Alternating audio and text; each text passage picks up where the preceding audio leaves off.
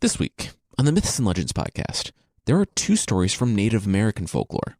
In one, we'll see that when it comes to making animals, if at first you don't succeed, stop making squirrels the size of whales.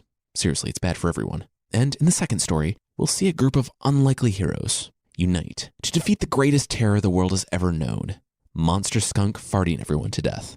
Then, on the Creature of the Week, it's the embodiment of evil, and it will either try to eat you or just want a long, uncomfortable piggyback ride.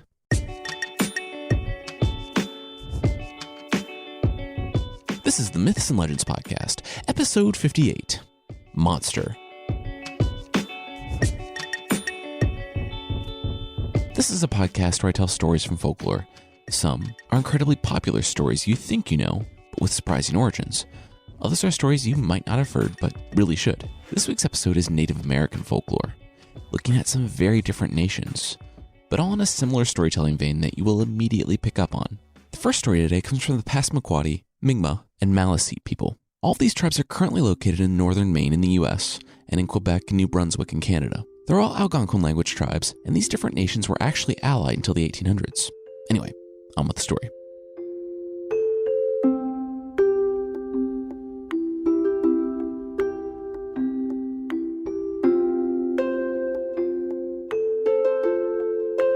Glooskap was a creation god, and not only was he pretty instrumental in getting everyone here, but he was a pretty good guy. He runs the world, rules the animals, regulates nature, and keeps us from screwing things up too badly.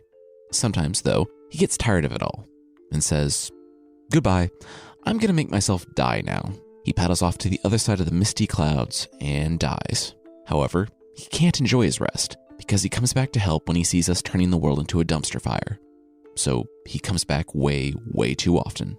In some stories, he's credited with creating the humans and the animals, and some just the animals. We're going to go with the latter, and this is before the humans existed. When he created the animals, the world was still in sandbox mode, and he didn't quite have the scale down yet. For instance, the first time he made a squirrel, he made it as big as a whale, looked at it, and said, "This seems like a bad idea." And it was a bad idea. The squirrel annihilated every forest it touched. Glooskap touched it, and it shrunk down to its present size. Then he rebooted the world to start fresh.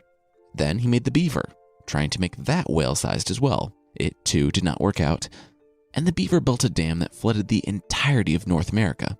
It also drowned all those tiny squirrels. He touched the beaver, and it, too, shrunk to be normal beaver-sized. He, once again, rebooted the world and started fresh. Next up was the moose, and Glooskap had meant to try to make it smaller, but he still had the make the animals problematically large box checked, and he accidentally made the moose so big that its massive moose head popped over the clouds, and it could trample its way across the continent in mere minutes, scaring all the appropriately sized squirrels and beavers. Glooskap sighed. All right, he would shrink this one too. He touched it on its head, but it just looked at him, shook its moose head, and ran off. It refused to be shrunk. Glooskap sighed, took out his magic bow and arrow, and shot the moose dead. It wavered, and the world shook when it crashed to the ground. Glooskap did not want to clean up a giant disobedient moose corpse, so he, once again, rebooted the world. Once all the animals were made and the environment was pretty stable, he decided to add people. He made the first village and populated it. Then he made village after village. Glooskap visited each village after he made it, and taught the people everything they needed to know to live a happy life. They lived their lives and each other. People cherished and respected one another and lived in peace. All was well. For about a generation, the streams for a whole string of villages began to dry up. Soon, it was completely dry, even when they had heavy rains. Then, a black and green ooze came from it. The people tried the black and green ooze, and it was about as delicious and refreshing and safe for them to drink as you would think a black and green ooze would be. Things got bad. The water storage ran out. The people would die if they stayed here, but all the villages in the area were having the same problem. No one knew what to do. The elders gathered together and determined that they must send a man north, farther than anyone had ever gone. They must learn what was causing this problem and fix it. They found one brave man who left his family in an attempt to save his village. He followed the black, oozing green stream north. He moved as quickly as he could, His people needed him. He barely slept, and he tracked the stream over the mountains. And when he did, he saw that the stream was flowing. A little bit. It was stinky and yellow, but it was more watery than oozy. Then he saw tents and the shapes of people on the horizon. He ran to them and discovered that they were not people. Well, they were unlike any people he had ever seen. They were lizard people, maybe. They were scaly and had webbed, clawed hands, but were otherwise very polite, seeing as humanity was only a few years old. Maybe lizard people were a common occurrence? He didn't know. Then he saw it. In the basin in the middle of the village, there were gallons and gallons of clean, cool water. He had been filtering out whatever water he could from the sludge, but it was disgusting. He was parched. He begged the lizard people for water, but they refused. It's not that they didn't want him to have any, but it was really out of their hands. He would have to talk to the great chief that sat at the mouth of all rivers. If he said the brave man could have some, then he could have some. The chief wasn't someone they generally wanted to cross, so the brave man had to ask himself. The brave man sighed and continued on. He wanted to stop and rest, but his thirst prodded him onward. He was so close to water, and he would be lauded as a hero for saving his people. He followed the stream for the better part of a day, until, at evening time, he saw the source. It was a spring, of sorts. The stream was coming from under a mountain, and the black sludge was pouring out of it. The opening where the sludge was coming out was tiny, and even if the brave man didn't care about being covered in sludge, which he absolutely did, he wouldn't have been able to fit. He looked all along the wall, and there wasn't a break for as far as the eye could see. He was stuck. The wall was straight up, so high that he couldn't even see the top of it. Even if he managed to survive the trip around with his thirst, he might never find the stream again. He clenched his fists. He had failed, and now his people would die. Without thinking, he began pounding on the wall, yelling and kicking, not caring about his hands or feet, just howling in rage. Then, the wall's eyes opened. The brave man didn't notice until the wall began shifting, moving for miles in each direction. The brave man looked up and saw the monster that he thought was a mountain staring back down at him. Its black pupil ringed by yellow. A tongue that was hundreds of feet long licked its lips. The peaks of the mountain weren't peaks. They were this thing's warts. It looked down at the man and said, "Hey, why are you kicking me? And what do you want?" The brave man's hands began to tremble. This was a huge mistake. Still, he had a chance. He begged the monster for water. The stream was their only spring, and they would die without it. Just maybe scoot over a bit so that it could come through. Also, don't use it as your toilet. Is that too much to ask? It was. The mountain monster smiled a toothless smile. His smile was nearly a mile wide, and he sang, yes, sang, "Do ask, you please. I don't care. If you want water, go elsewhere." The brave man was pretty angry and said, "Look, you're the size of a mountain, and there's nowhere else to go. Oh, you're opening your mouth. Okay, this is probably just fine." The brave man could see inside the creature's mile-long mouth and saw scores and scores of bodies. People, buffalo, deer, a few lizard people. As if he needed to, the monster once again sang, "I don't care. Don't bother me. Go away or I'll swallow you up." I don't know if the brave man was shrinking in terror of being swallowed up, or if he was critical of the monster's laziness when it came to abandoning his rhyme scheme, but he didn't have time to react. The monster closed his mouth, and the brave man was hit with a powerful wind that stank of rotting corpses. He was lifted off his feet and thrown back, away from the monster. The earth shook with the monster's laughter as the monster settled back down over the stream and closed its eyes.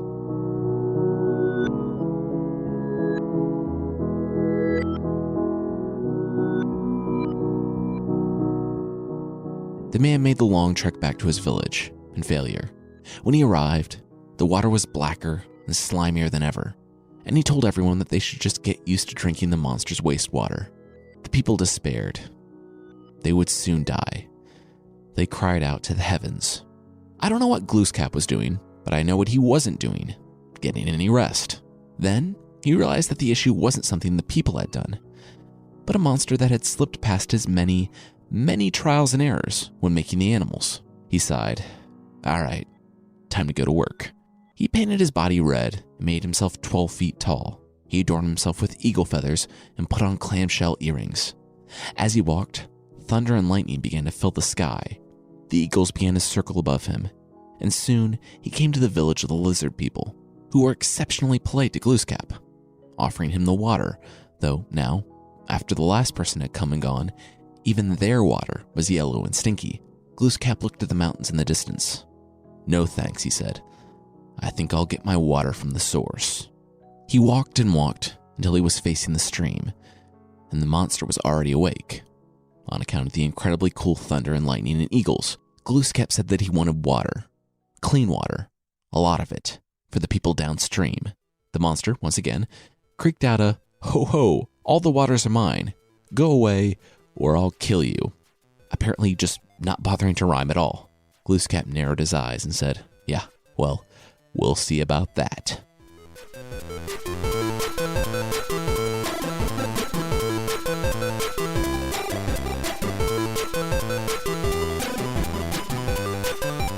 The earth trembled as the monster rose to its feet and looked down at Glooskap hungrily. It opened its stinking, slimy mouth and dove down for Glooskap, but found that it never hit the ground. Glooskap was growing. Glooskap grabbed the top of the monster's mouth and pushed it upwards as he grew. The monster, quite literally biting off more than it could chew, began to worry, not nearly as much as it would when Glooskap, now towering over the creature with his head touching the clouds, grabbed the mountain range the monster had been sitting by and wrenched one of the flint peaks from it, making a huge makeshift knife. As he held the struggling monster, now a few times its size, he buried the knife in the ground and dug a deep ravine, a lake. The monster croaked a futile no before Glooskap buried the knife in its belly. All the water it had been reserving rushed out and into the ravine Glooskap had dug, and it turned the stream into a rushing river that flowed to all the people and gave them clean-ish water. Glooskap didn't care about punishing the creature. It was just an animal. It didn't know any better, but he did need to get every last drop out. He balled up the monster and squeezed, wringing it out. The monster creaked and croaked, muffled by Glooskap's hands, until, finally, it was a manageable size. Glooskap looked at the valley that had been opened, and the fresh water flowing from the lands beyond, and saw that his work was done. The people would survive. He balled up the now tiny monster and tossed it like one would toss a balled up and crumpled piece of paper. It landed in the swamp. Glooskap knew the monster lived, but it didn't matter. It couldn't hurt anyone anymore. It recovered after Glooskap threw it in the water, and it swam to a lily pad. It leapt out, sat on the pad, and croaked. The monster had been a bullfrog that Glooskap accidentally made too big, and then forgot about. And that's why the bullfrog's skin is so wrinkly, because Glooskap squeezed it so hard. As it turns out, the murderous frog monster that nearly killed humanity in its infancy is the ancestor of all frogs. So yeah, this means frogs are extremely selfish, and if they were big enough, they would kill us all.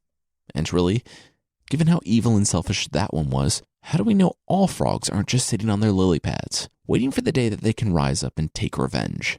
Glooskap looked at the world and wondered if he should check it one last time to make sure all the animals were normal-sized. But that would be a ton of work, and he wanted to go back to sleep. He, once again, boarded his white canoe and sailed off into the mists. Humanity was gonna be all right. Except they weren't. Glooskap forgot something else. Monster Skunk. And Monster Skunk was coming to fart everyone to death. That, of course, will be right after this. The episode today is brought to you by Tor Books, America's largest publisher of excellent science fiction and fantasy for over 35 years. #1 New York Times bestselling author Terry Goodkind has been thrilling readers with his world building and characterization since his debut novel Wizard's First Rule, which begins the best-selling Sword of Truth series. Praised by the San Diego Union-Tribune as outstanding and highly recommended, the Sword of Truth series has thrilled and entertained fans for over 20 years. Now, you can discover Goodkind's new novel, Death's Mistress, the first book in an all-new fantasy adventure series set in the world of the Sword of Truth, and the perfect entry point for new readers. In Death's Mistress, you can join warrior woman Nisi, a fan favorite and one of the best-loved characters from the best-selling Sword of Truth series, as she sets out on her own adventures, exploring new and fantastical realms. And really, aren't fantastical realms the best kind of realms? You can pick up Death's Mistress by Terry Goodkind today. It's available wherever books are sold.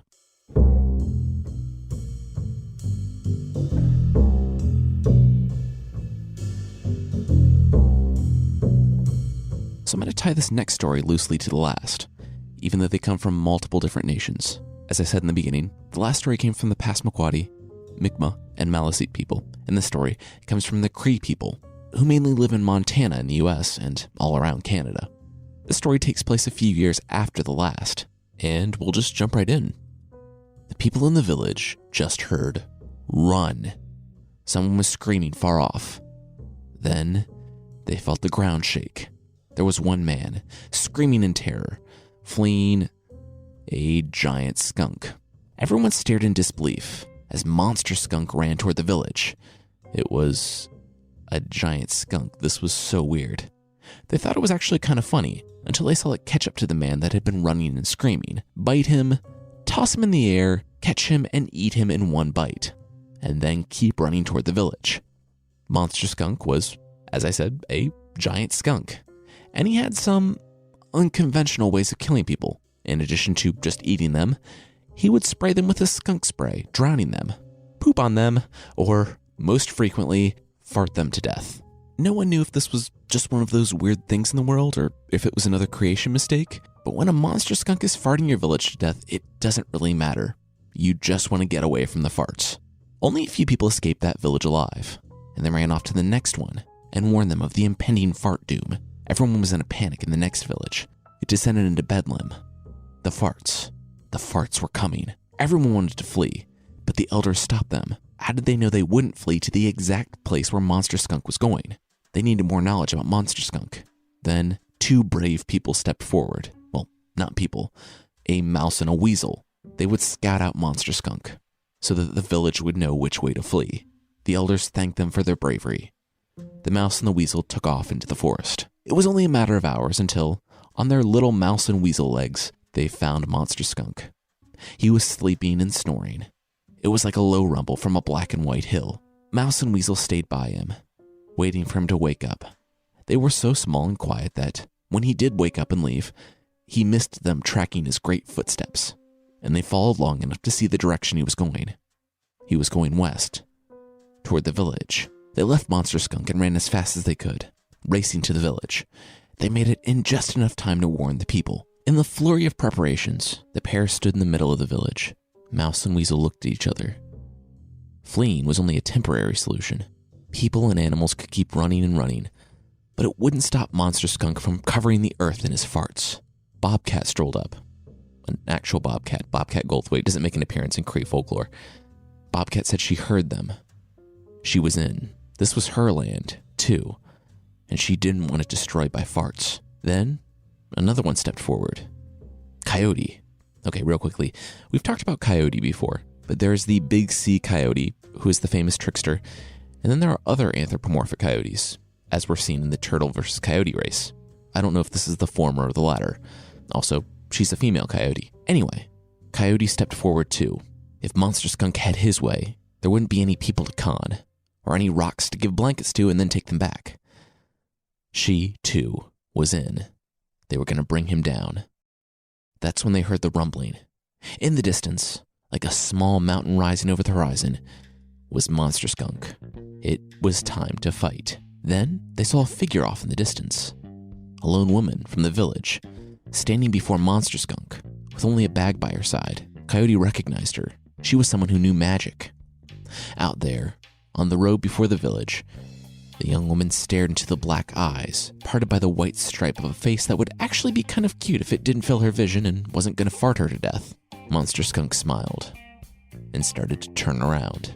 But the young woman was ready. She pulled out her awl case from her bag and threw it at the skunk's rear end, telling it to stand up and become a mighty forest. And it did. The woman ran back as the space between her and Monster Skunk became a tall, old forest. She was happy. This would give them time to get away. She smiled until she heard it. The fart rocketed through the forest, annihilating trees until nothing but splintery stumps were left. The woman narrowed her eyes as she saw Monster Skunk getting ready to fart again. She didn't wait, but pulled out her whetstone and threw it, telling it to become not just a mountain, but a slippery mountain. And it did, but not fast enough. While still little more than a rocky hill, Monster Skunk farted and blasted it to rubble. The woman began to despair. She had one more thing. She pulled her water bag out and laid it on the ground. She begged it, pleaded with it, to become the largest river in the world, to become impassable for Monster Skunk. And it did. It became wider and wider, until it was bigger than the Mississippi and rougher than rapids. This would buy them some time. This would save her... Wait, what, is he drinking it? Monster Skunk was grateful for the water because he was pretty thirsty after eating the last village.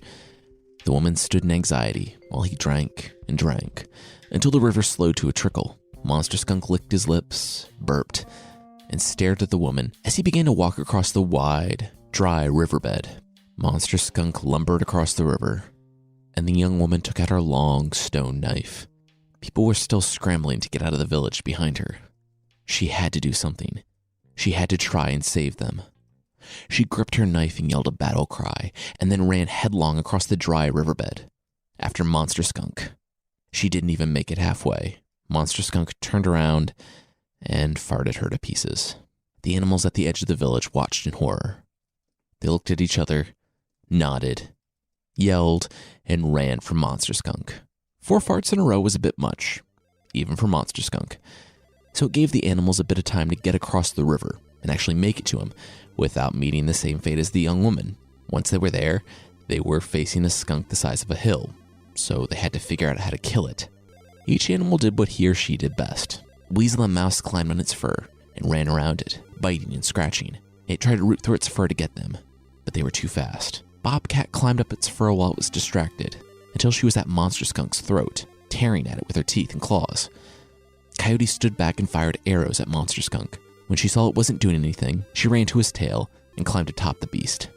With Coyote stabbing him from above, Bobcat gnawing at his neck, and Weasel and Mouse biting him all over his body, Monster Skunk was not really slowed at all. Monster Skunk saw that delicious village in front of him, just asking to be farted into oblivion. Coyote saw the whole thing. Monster Skunk was now virtually ignoring them and moving for the village.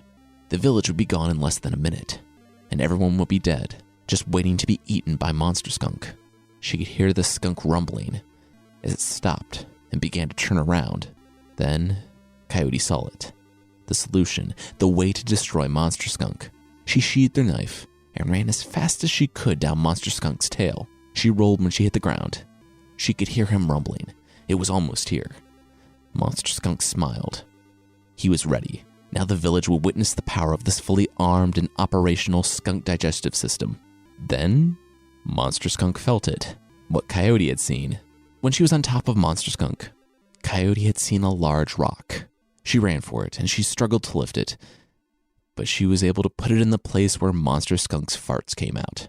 Monster Skunk felt it, but it was too late. The fart was already on its way out. Coyote screamed for the others, for them to get off Monster Skunk, to get away as quickly as possible. Bobcat, Weasel, and Mouse leapt from Monster Skunk, and the rock held. Monster Skunk screeched and swelled, his fart backfiring up his body until he couldn't take the force. Coyote ran as fast as she could, as Monster Skunk, the beast as big as a hill, exploded behind her. As in every action movie, Coyote ran in slow motion away from the explosion behind her, and she leapt in the air and was thrown clear. Then there was silence.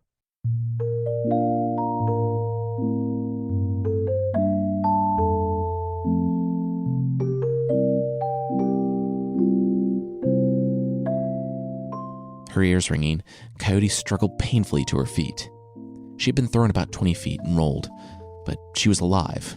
She looked to where Monster Skunk had been and only saw 4 large, disembodied skunk feet resting on the ground, and black and white fur drifting down slowly from the sky. She saw Bobcat, Mouse, and Weasel all rising to their feet. They had made it off Monster Skunk before he exploded. It was over. Monster Skunk was dead. Coyote took a deep breath, and then she regretted taking a deep breath. She shielded her nose. Wow. That was bad. They had saved the village, but really hoped the smell was just a temporary thing.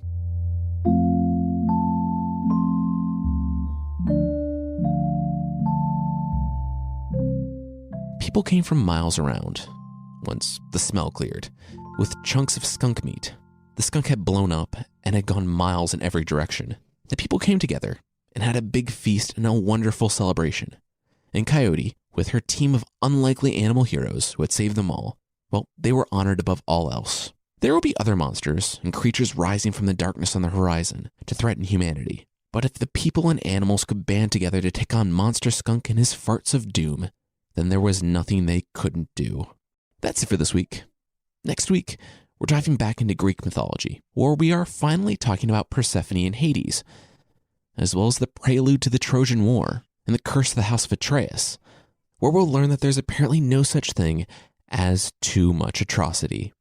I want to give a quick update on the Heifer International thing from a couple weeks back. You all are amazing. We've raised almost $2,000 for women in Nepal. If you're interested, the fundraiser will be going on for a little while longer. You can go to mythpodcast.com/goats, or there are links in the show notes, social media, and mythpodcast.com.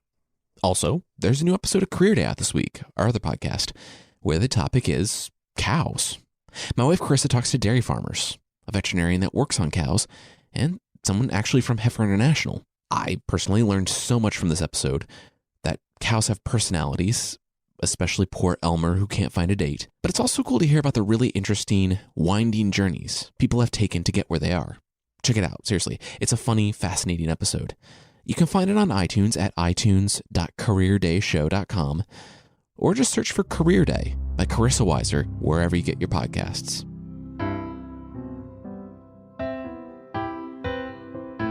The creature this week is from Russian folklore. Its name is Liha. The name means evil in Russian. There are two main forms of this creature.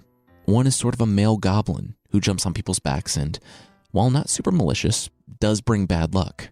One way they bring bad luck is apparently when this form gets on someone's back, people think it's a good idea to wade into the river to try to drown the Liha. Call it bad luck or great lung capacity on behalf of the Liha, but the person invariably drowns, and the Liha emerges from the river, looking for another person to give him a sinister piggyback ride.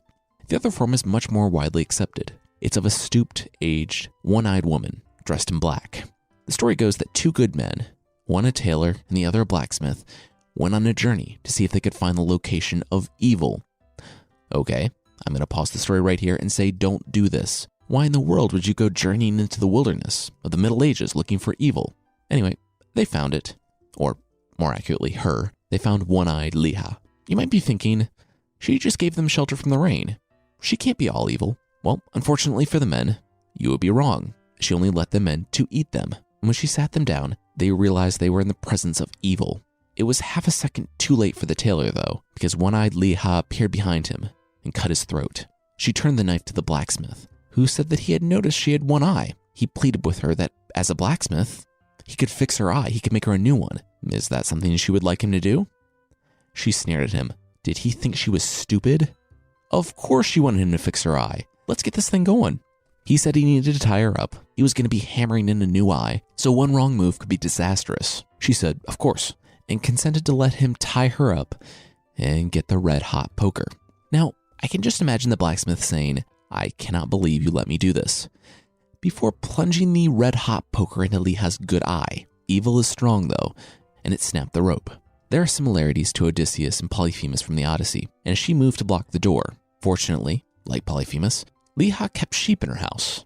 Unlike Polyphemus's, they were normal-sized sheep. Fortunately, the smith had a sheepskin coat, so he just walked past Liha as she was feeling all the backs of her sheep. Evil had an insurance policy, though, to catch people walking through the forest. It was a golden axe stuck in a tree not far from the house. The blacksmith, who really should have been running, stopped and decided he'd try to grab it. He tried to pull it loose, but it wouldn't budge. Unfortunately, after he touched it, neither would he. The axe was enchanted, and his right hand was stuck to it. Then, he heard Liha coming through the forest. With her magic, she knew someone had grabbed her axe. The blacksmith could hear her, not far off. She was slowed by her recent blindness, but she would come. The blacksmith felt in his pockets for anything to escape. With a chill, he found his way out. Liha heard screaming as she approached the tree. She knew the axe was there and knew someone had touched it, but she couldn't hear the young man breathing. She touched the axe and then felt his hand and smiled. She traced her way up his arm, but she felt it come to an abrupt, bloody end. the blacksmith had found a sharp knife in his pocket and cut off his own arm rather than be taken by Leha. Leha swore and felt her way back to the house, waiting for the next fool who came into the forest looking for evil. This one is a stark, albeit obvious moral. Do not go looking for evil. It's easy to find evil and to fall into its clutches, but it is very difficult to escape and may cost you more than you're prepared to give. That's it for this week. The theme song is by the band Broke for Free, and the Creature of the Week music is by Steve Combs. There are links to other music in the show notes. If you're on Twitter, Facebook, or Instagram, you can find the show there at Myth Podcast. I'm Jason Weiser. Thank you so much for listening, and I'll see you next time.